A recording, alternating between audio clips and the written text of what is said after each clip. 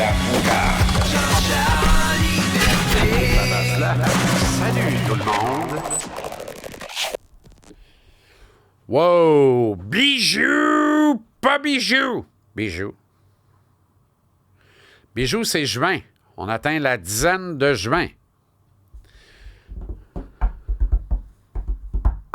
Réglons une affaire en partant. Si t'es là, t'aimes le F-150 Lightning construit pour travailler fort d'un coin, tu te baignes dans une piscine Trévis, tu me sers dans un spa Trévis, tu fais cuire dans un barbecue Trévis, Trévis. T'es membre du vestiaire, leschums.com. Merci bien gros pour ça. Antoine Gervais. Ton offrande, tes mots, ta lettre écrite à la main, à la perfection. Le petit cadeau on the top of that, j'haïs ça. Je suis très mauvais pour recevoir des cadeaux. Je préfère en donner. Mais ça me va dans le cœur. Merci infiniment. J'en apprends un peu plus sur toi. J'aime ça, connaître les gens. Les gens m'intéressent. Et là, il y a des histoires vraiment fascinantes. C'est très, très cool. Merci, mon ami. Merci sincèrement. Puis oui, tu me recevras comme il se doit au Castor parce que moi y aller certain au Castor cet été à Actonville. Quel parc de balles, le parc Léo Asselin. Magnifique parc de balles. Un des trésors cachés du Québec. Puis si t'es là, t'es sur la chaîne YouTube ou la chaîne Spotify, contenu délivré en version quotidienne du lundi au vendredi à l'heure de lunch, qui a du punch et c'est gratuit. Merci infiniment d'être là. Merci de liker, de t'abonner, de nous follower, de liker puis de partager tous nos contenus, que ce soit sur Facebook, la Instagram, TikTok ou encore Twitter X. Quel curieux match numéro 3 de la finale de la Coupe Stanley hier. Une game qui n'a jamais levé. La première période a été d'une lenteur, mais d'une lenteur. J'ai dit, qu'est-ce mon linge, je serai plus à la mode quand la période va finir. C'était d'un ridicule consommé. Et c'est weird parce qu'avant le match d'hier, on disait, est-ce qu'on est sur la route de la meilleure finale de la Coupe Stanley de l'histoire, ou en tout cas la meilleure finale depuis très, très longtemps. Puis avec Alexandre Daigle, on a recalé la cassette jusqu'à la finale 2009, la deuxième de suite entre les Pingouins et les Red Wings de Détroit. Puis c'est drôle parce que c'est la deuxième de suite entre les Panthers et les Oilers. Alors, il y a une corollaire évidente qu'on peut établir là. Puis j'étais d'accord avec des goals à 100 000 à l'heure. Pour moi, on s'alignait pour la meilleure finale de la Coupe depuis la fameuse finale des 2 buts de Max Talbot, game numéro 7. Flower plonge sur sa droite sur une bine de Lidstrom inespérée à moins 1 seconde de la fin de la rencontre et qui bloque la rondelle. Les Pingouins sont champions de la Coupe au bout des bras. C'était absolument extraordinaire, sensationnel. Une finale anthologique comme on les aime. Puis on s'enlignait pour ça, là. Un 6-1 qui n'était pas sans rappeler les 2 volées qui se sont donnés dans la même finale entre les 2 mêmes clubs il y a 1 an, à la faveur des Oilers, par contre. Et pourtant, les Panthers ont gagné au terme du 7e match. La chaîne a débarqué solidex hier soir. Puis c'est trop facile de dire... La chaîne a débarqué du bord d'Edmonton. Très mauvais match des Oilers et blablabla et blablabla et blablabla. Les Oilers n'ont pas joué un grand match. D'ailleurs, ils ne jouent pas une grande série. McDavid l'a bien résumé d'ailleurs après la rencontre. Là. Ils ne jouent pas une grande série jusqu'à maintenant après 3 matchs. Mais ça explique pas tout, là. Honnêtement, ça explique pas tout. Hier, Evander Kane a été plutôt indiscipliné, mais ça explique pas tout. Darnell Nurse, en fin de 2e période, pénalité de jambon total, mais ça explique pas tout. Pourquoi subitement, hier soir, out of the blue, sorti de nulle part? Pourquoi? C'est une vraie question, là. Pourquoi, out of the blue, sorti de nulle part hier soir, on se met à trop voir les arbitres? Ils se mettent à trop s'inviter dans le spectacle. C'est le narcissisme débordant de Wes McCauley qui semble être l'envoyé de la Ligue nationale, le favori des décideurs. Colin Campbell, vice-président exécutif de la Ligue et directeur des opérations hockey, directeur principal. Stephen Walcom, vice-président et directeur de l'arbitrage. C'est eux autres, là. Ça, c'est la colonne de pouvoir hockey de la Ligue nationale. Colin Campbell, Stephen Walcom. Après, tu as des superviseurs, puis tu as les arbitres. Puis en haut de Colin, tu as Bill Daly, Gary Bettman. C'est carrément ça, là. Tu as Gary Bettman commissaire, puis tu as l'étage des vice-présidents. Campbell et Walcom en font partie dans le département hockey. Walcom un peu sous Campbell, bien qu'il soit VP lui aussi.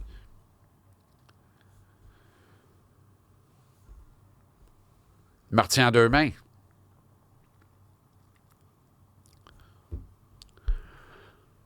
Ouais, Stephen puis moi, on en parlait. On pense que ce serait important de resserrer l'arbitrage un peu, pour éviter les débordements. Hier, on a resserré. Qu'est-ce que ça a provoqué? Des débordements. Pourquoi? Parce que personne n'est habitué à ça. Tu laisses jouer ou à peu près, tu laisses relativement jouer dans le match numéro 1 et dans le match numéro 2, tu te mets à tout caler hier. Out of the blue, sorti de nulle part, tu te mets à tout caler. 1, tu brises carrément le rythme du match. 2, tu entres dans la tête des joueurs et des entraîneurs. C'est pas ta calvasse de job de faire ça. Et là, je t'entends, il y en a qui disent... Ouais, mais quand c'est mal quand il cale rien, on chiale, puis quand il cale tout, on chiale. Effectivement. Puis dans les deux cas, on a raison. Dans les deux cas, on a raison. Comme là, la série a commencé, on cale pas tout. On laisse jouer. Ça veut dire qu'on va caler des affaires qui, d'un match à l'autre, si tu l'as pas calé hier, tu le cales aujourd'hui. Hier, aujourd'hui, j'exagère, il y a 1 mois et demi entre chaque game. Mais t'as pas callé ça game 1, puis là, tu le calls game 2. Puis t'as callé ça game 1, tu le calls pas game 2. Ben oui, ça vient avec. C'est dans la notion laisser jouer. Si tu laisses pas jouer, mets plus dans les rondelles, mets plus dans les lignes. Enlève-moi 2 arbitres de là, mets-les en haut, tout calé. Mets des clear comm. Siffle, lève le bras, siffle, il y a une infraction, on va te le dire. Comme ça se fait dans la NFL. La NFL, la plupart des infractions maintenant, vous le noterez, là, sont appelées de la passerelle. Parce que les gars sur le terrain, ça va trop vite. Les gars sont trop gros, ils ne voient pas assez clair. Ils sont là pour exécuter sur le terrain. Comme il y a des budgets limités, on n'enlèvera pas de gars de là. Mais les vrais refs sont sur la passerelle en haut, là. Pitch ton flag. Puis là, tu vois le gars courir, ramasser son flag. Puis là, il entend c'est quoi l'infraction. 61, bloqueur à gauche, holding.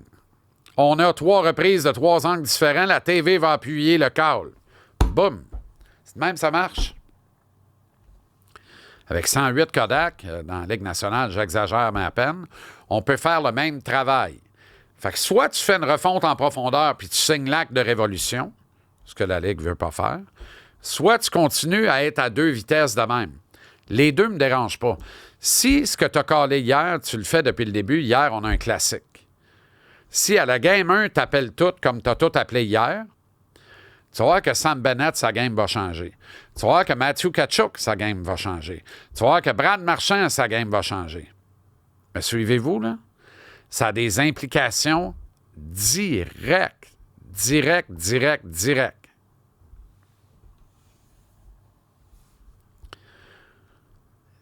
La Ligue le sait pas, vous pensez? Alors moi, j'en ai contre le 2 vitesses dans une même série. Tu as parti game 1, game 2, tu as laissé jouer. Hier, tu as décidé de tout caler. 11 avantages numériques aux Panthères. 11. 1, 2, 3, 4, 5, 6, 7, 8. Pas capable de me rendre au bout sans respirer. Je sais à quoi tu penses. On va le perdre le 30 livres cet été. 9, 10, 11. 3 buts en 11. C'est ça au final. C'est ça au final avec un but fluffé qui ne veut plus rien dire. 2 buts qui ne veulent plus rien dire. Fait que 3 avantages numériques, 2 buts qui ne veulent plus rien dire. Mettons un avantage numérique, un but plutôt que 3 en avantage numérique sur le volume. Toujours bien une game de 2-1 qu'Edmonton peut être à la fin puis provoquer une 3e prolongation en 3 matchs. Vous n'avez pas aimé ça, la Ligue nationale, les 2 premiers matchs? Ça a fini trop tard, Gary? T'aurais aimé avoir ta bonnette sur la tête, ton loup en avant des yeux, un petit peu plus de bonheur avec les pantoufles en pentex puis le peignoir de soie?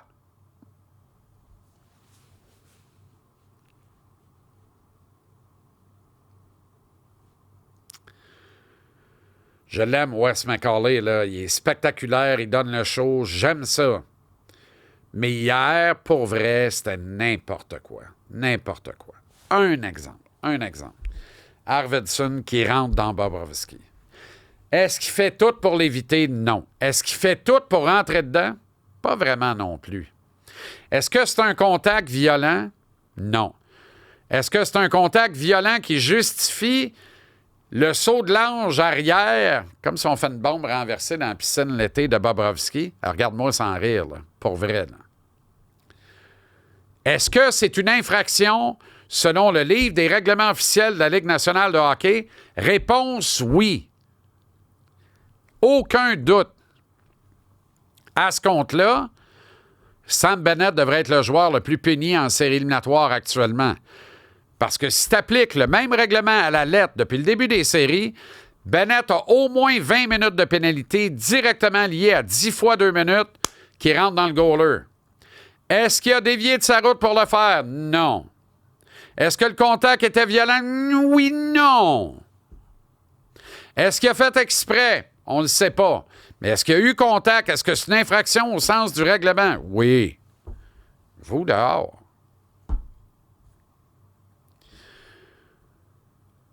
Puis tu veux appliquer le livre des règlements à la lettre? OK. Là-dessus, hier, là, donne le 2 à Arvidsson, donne le 2 à Bobrovsky, qui plonge littéralement, là. C'est du théâtre. Tu sais que c'est du théâtre, là.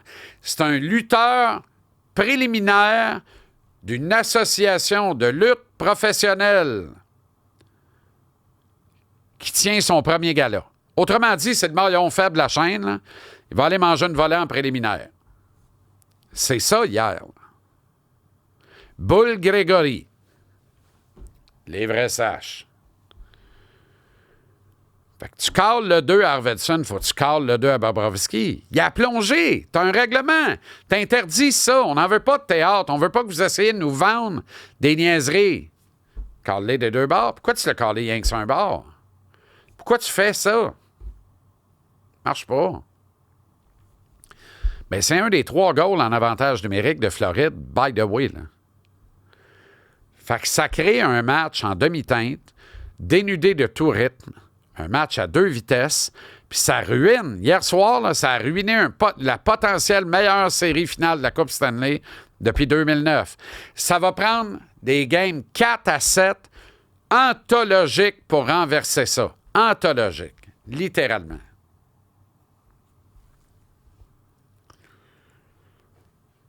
Je peux comprendre que des joueurs s'en trouvent frustrés au point de vouloir redresser les torts par eux-mêmes.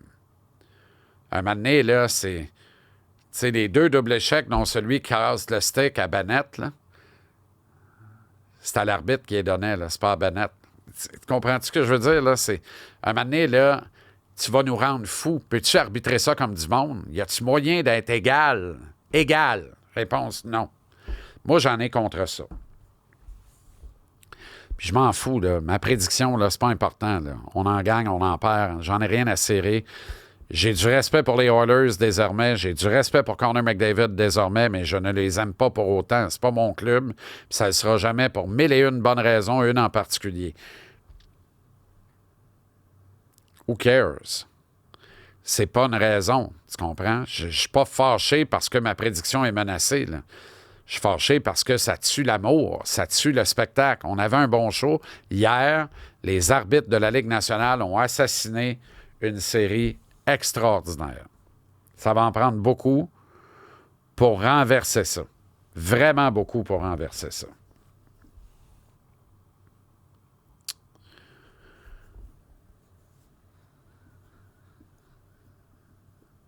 Fais-la, la révolution. Fais-la.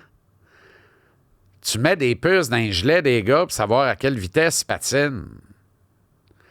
Mets des puces dans la rondelle puis dans les 2 lignes bleues. Règle le problème des hors-jeux. Mets des puces dans la ligne rouge aussi, avec la rondelle. Règle le problème des dégagements refusés. Hier, ils n'ont rappelé un, là. Parce que là, c'est rendu des automatiques. Tu es 6 pieds en arrière de la rouge, tu droppes en bas, tu es en moving for. Tu moves vers l'avant, puis on n'appelle pas un dégagement. Excuse-moi, c'est un dégagement refusé. Tu dois clairer la ligne rouge pour remettre dans le fond du territoire. Sinon, c'est un dégagement refusé. On les appelle plus, on joue les automatiques. C'est comme le principe du mouvement au niveau des receveurs au football canadien. Les receveurs, les slots en mouvement. On a toujours l'impression qu'ils dépassent la ligne avant que la balle lève. Toujours. Systématiquement. Je pense que dans les faits, ça arrive très souvent. On le cale dessus? Pas souvent. C'est un peu le même principe. C'est comme le double dribble ou marcher au basket. Ça arrive souvent? Très souvent. On le cale dessus? Pas souvent. C'est agaçant, tout ça. Là. Règle tout ça avec l'électronique, les puces, whatever, là. Puis au PSR, moi, 2 arbitres de là, tu vas me dire, hier, on n'avait pas trop de 4. Ça donne une bataille qui finissait pas de finir entre Nurse et Gadzovic. Je veux bien. Je veux bien. Gardien à 4, enlève-le d'un jambe, par exemple. Enlève-le d'un jambe. Ça aussi, c'était un peu gênant hier. Là. Bref. Je pense qu'on est parti pour un printemps-été de tous les diables avec nos équipes professionnelles et tu te doutes bien que je ne parle pas ici du CF Montréal. Mais les Alouettes sont spectaculaires, déterminés et engagés. Il y a clairement une ligne de communication qui est basée sur un objectif commun, gagner la Coupe Grey, la ramener à Montréal, la faire nôtre. C'est notre propriété. L'an dernier, on l'a échappé bêtement comme on a échappé les ballons bêtement. C'est vraiment nous qui avons perdu le match contre les Argos. Ils ne nous ont pas battus, je m'excuse. Ils ne nous ont pas battus. On leur a gentiment offert sur un plateau d'argent une présence en finale de la Coupe Grey. On a perdu le match, ils ne l'ont pas gagné. Cette année, on veut tout gagner. Et ça paraît. Puis s'il y a pas si les impondérables ne jouent pas contre nous, les impondérables étant notamment et principalement au football les blessures, si tout le monde reste en santé, surtout à l'aube des séries, qu'on entre là, posé, balancé, bien rodé, avec idéalement un bye week. Je te le dis, là, ça sent ça d'ici. Là. Puis c'est rare qu'on peut dire ça au football canadien, là, parce que tout peut survenir au football canadien. Puis c'est encore vrai cette année. Là. Je peux me tromper avec cette prédiction-là aussi. Mais moi, je regarde ça aller. Là. À l'évidence, là, on s'enligne pour une finale anthologique entre les Alouettes de Montréal, représentants de l'Est, puis les Lions de la Colombie-Britannique, représentants de l'Ouest. Ça sent ça, là, d'ici jusqu'au BC, à plein nez. Puis j'aimerais que cette finale soit dirigée par Davis Alexander contre Nathan Rourke. J'aimerais ça. Puis je pense que ça sent ça. Puis j'aimerais que Sean Thomas Ellington garde son poste et soit dominant. Produit des carabins de l'Université de Montréal, contenu canadien comme tailback, demi-offensif, court avec la balle, bloque la balle, sort dans le flanc, pogne des passes. Fait des gains après attraper. Dépanneur parfait pour Alexander quand il n'est pas un de ses protecteurs en valeur ajoutée, dépendamment du tracé. Je veux voir ça, moi. Je veux voir ça. Je veux voir nos 4 receveurs exceller. Alexander bien distribuer la balle. Et je veux avoir tout le plaisir que j'ai eu lors du premier match de regarder cette défensive de Noel Thorpe qui est tout feu, tout flamme et qui va être mise à rude épreuve plus la saison va avancer. C'est Les défenses dominent dans la Ligue canadienne, dans le premier tiers, souvent même dans la première moitié de la saison. Ensuite, les attaques reprennent le pas et commencent à opérer, là. Moi, je veux voir la défensive des Alouettes faire non, comme la poupée d'Antoine, jusqu'au match de la Coupe Grey, y inclut idéalement.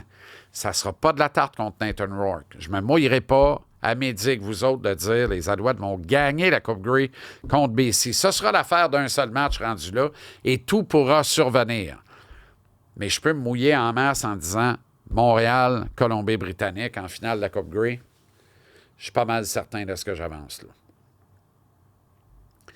Puis de Montréal, on bifurque à Verdun avec l'Alliance qui joue du basketball, je me répète, là, mais l'Alliance de Montréal/Verdun joue du basketball incroyable. L'Alliance est en train d'élever à un niveau supérieur et jamais atteint à ce jour le calibre de la CEBL, de la Ligue canadienne élite de basketball. Vraiment, là, c'est vraiment ce que l'on constate actuellement. Il n'y a aucun doute là-dessus. Ça dort pas à Verdun, mais pas pantoute. Et sur la route, on est des Warriors. Nous sommes les Road Warriors, The Animal et The Hawk. Mon nom est André Bellil. On se rappelle de ça à la lutte. Ou pas, là, mais c'est ça. Plus de 100 points encore hier. 108 points marqués, un record pour l'Alliance dans la rencontre d'hier soir. Il y a maintenant des propriétaires possibles dans les franchises de la CEBL. Hein? C'était une ligue qui était administrée de façon centrale par la Ligue, qui menait tout et qui contrôlait tout dans tous les marchés en nommant des présidents, présidentes partout dans les marchés. Là, on a commencé à déléguer, à vendre des franchises. C'est le cas de Montréal. Le groupe de propriétaires qui est là est désireux, a des poches profondes et ils sont compétents et ça paraît. Est-ce que Mike Morreale dit on a peut-être fait une gaffe, ça crée un déséquilibre? Il dira, il ne dira pas, on verra. Aux autres de relever la barre, de relever le niveau. Peut-être que des plus petits marchés de la Ligue vont sombrer, tomber, mourir si Montréal en écrase trop. On verra. On va vivre cette saison-là. Moi, je pense qu'on ne doit pas niveler par le bas. Je pense qu'on doit tous se tirer vers le haut puis tous collectivement être meilleurs. La Ligue l'est grâce à l'excellence de l'Alliance de Montréal. Est-ce que c'est raisonnable de croire à une saison parfaite? Absolument. Qui va battre ce club-là? À moins d'une hécatombe complète, là. À moins d'une hécatombe complète. De perdre notre schtroumpf, notre nain meneur, là, de 5 pieds 9, ça se peut pas. Qui est hallucinant. Dont je vais apprendre le nom éventuellement. Là. À moins de perdre Quincy Guerrier en même temps. Là, on pourrait peut-être être mis à mal. Puis encore, on a tellement de profondeur. Le bain, formidable. On a des ressources, on est frais tout le temps. Qui va battre l'Alliance cette saison? Ma réponse en matin, là? Personne. Fait que saison parfaite, pourquoi pas? La première de l'histoire de la CEBL, et c'est nous autres qui l'auraient, ce serait parfait. Et pourquoi pas un championnat, c'est bien mérité. Puis là, il n'y a plus de siège à Verdun. Là. Il en reste, mais il faut que tu fasses vite pour avoir tes droits de siège. C'est plein, puis c'est génial. Jusqu'au 30 juin, profite de l'offre de location à 0 comptant d'acompte. Donc, aucun acompte à donner pour faire l'achat de cette bête qui rugit sans nez de train. Le Ford Mustang Mach-E, 100% électrique, 100% adrénaline. Qui aurait dit qu'un jour, on roulerait dans un Mustang électrique? Eh bien, c'est le cas. Et c'est génial. 599 $ par mois plancher, 60 mois, valeur 53 561 $. Et ça inclut l'incitatif du gouvernement provincial d'une valeur de 4 000 piastres, 4 000 $. 599 par mois. 1,5 un Wayne par mois. 60 mois. 0 comptant. Ramasse ça. Ford Mustang Mach-E, 100% électrique, 100% adrénaline. Consulte toutes les offres. Ford.ca/. JC en liberté. Ford.ca/.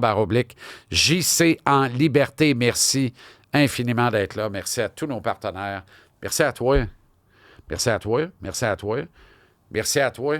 Merci à toi en arrière, là-bas. Merci. Hey, merci. Merci à toi. Toi. Merci à toi. À demain.